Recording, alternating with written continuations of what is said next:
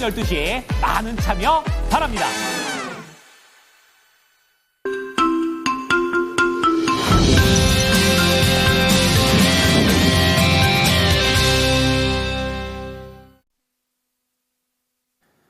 뒷심이 약했던 뉴욕 증시가 되겠습니다. 오늘도 개장 전 보셔야 될 뉴스 함께 또 체크를 해보겠 텐데요. 첫 번째는 이제 국제유가가 되겠습니다. 앞서서도 좀 간략하게 좀 말씀을 드렸었는데 참 러시아와 우크라이나 전쟁이 끝이 안 나고 있습니다. 공급에 대한 우려가 불거졌다라는 내용 체크를 좀 해보겠고요.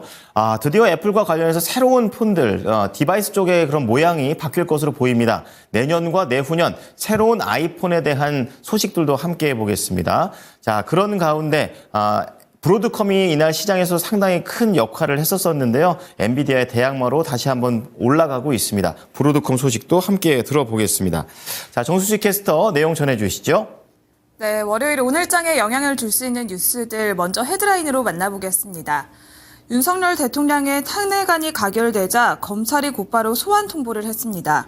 국제유가는 러시아가 우크라이나의 에너지 기반 시설에 대규모 공급을 가했다는 소식에 국제유가가 급등했습니다. 올해 글로벌 조선 시장에서 한국의 수주 비율이 8년 만에 최저를 기록할 것으로 보입니다. 애플이 내후년에 폴더블 아이폰과 노트북을 출시할 계획이라고 월스트리트 저널이 보도했습니다. 드래곤플라이가 150억 원을 조달하고자 제3자 배정 유상증자를 결정했습니다. 브로드컴이 구글 메타 등과 AI 칩을 합작하며 엔비디아 대항마로 거듭나겠다고 밝혔습니다. 먼저 주말 사이에 탄핵안이 가결되고 비상계엄 사태를 수사하고 있는 검찰이 내란 수괴 혐의를 받고 있는 윤 대통령에게 곧바로 소환 통보를 했다는 뉴스입니다. 1차 출석 요구에 불응한 윤 대통령에게 검찰은 2차 소환 요청 방침을 밝히면서 거듭 불응할 시엔 체포 수순으로 넘어갈 수 있음을 압박했습니다. 국회에서 지난 14일 탄핵소추안이 가결돼 대통령 직무가 정지된 만큼 윤 대통령이 2차 소환에도 응하지 않으면 추가로 최후 통첩을 하거나 검찰이 법원에 체포영장을 청구할 수 있다는 전망이 나오고 있습니다. 지난주 국내 증시는 비상계엄 사태와 이어진 국회 탄핵소추안 통과 불발로 인해 급락했지만 이내 반등에 성공하며 코스피 2,500선 회복에 다가섰습니다. 탄핵 불발에 따른 전국 혼란의 장기화 리스크에 개인 투자자의 패닉셀이 나타났지만 이후에는 저가 매수세가 유입됐는데요. 2차 시도 끝에 탄핵안이 국회를 통과한 결과 2주 만에 정치적 변동성에서 벗어나면서 이번 주는 지수가 본격적인 정상화 국면에 들어갈 가능성이 높습니다. 탄핵 전국 속에서 급등락을 보였던 정치 테마들 관련주로는 오리엔트전공, 오리엔트바이오, 형제엘리트와 대상홀딩스, 태양금속과 오파스넷 등이 있습니다. 이 관련주들은 오늘장에선 어떤 흐름을 보일까요? 바로 두 번째 뉴스 살펴보겠습니다. 국제유가가 러시아와 우크라이나의 에너지 기반 시설에 대규모 공습을 가하면서 급등했다는 소식입니다. 러시아산 원유에 대해서 서방이 추가 제재를 가할 수 있다는 관측이 커졌는데요. 현지 시간 13일 WTI는 1.81% 오른 배럴당 72.29달러의 거래를 마쳤습니다. 한 달여 만에 최고치를 기록한 건데요.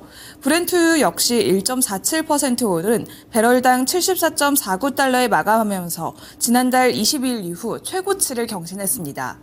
지난주 국내 주유소 휘발유와 경유의 주간 평균 가격이 9주 연속 동반 상승한 바가 있는데요.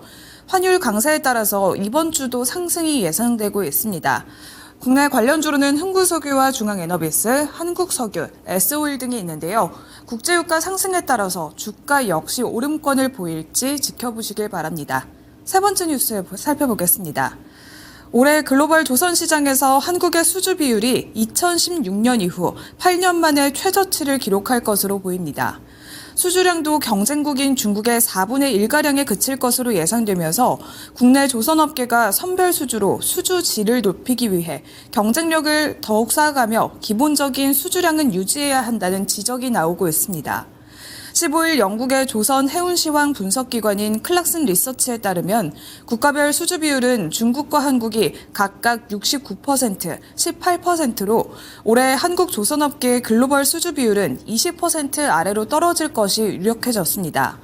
중국과의 수주량 격차도 사상 최대치로 벌어질 전망인데 조선 빅사이클에도 중국에 크게 밀리는 것에 대해서는 우려가 커지고 있는 상황입니다. 국내 조선 관련주들은 미국발 훈풍까지 더해지면서 주가 강세를 보여왔는데요. 이 중에서는 하나오션의 차트 살펴보겠습니다.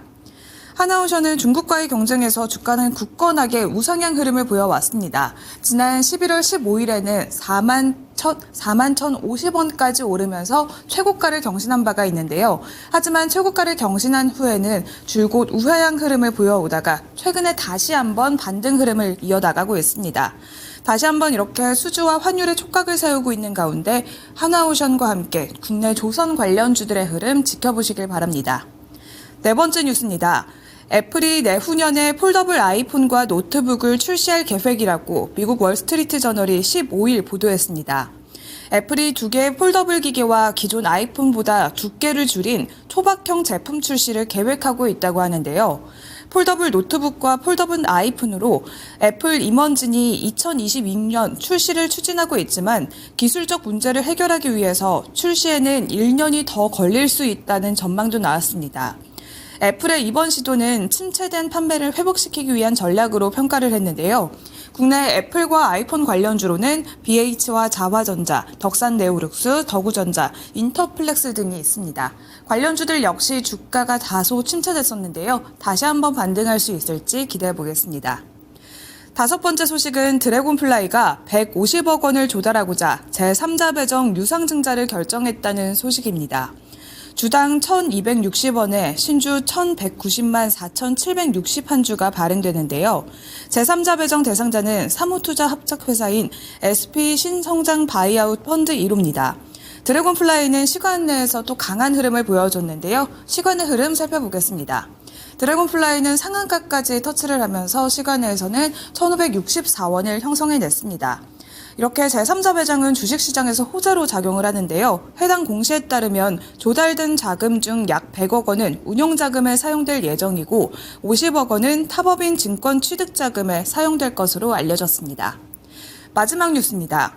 미국 반도체 기업인 브로드컴이 현지 시간 12일 장 마감 후 4분기 실적을 발표했습니다.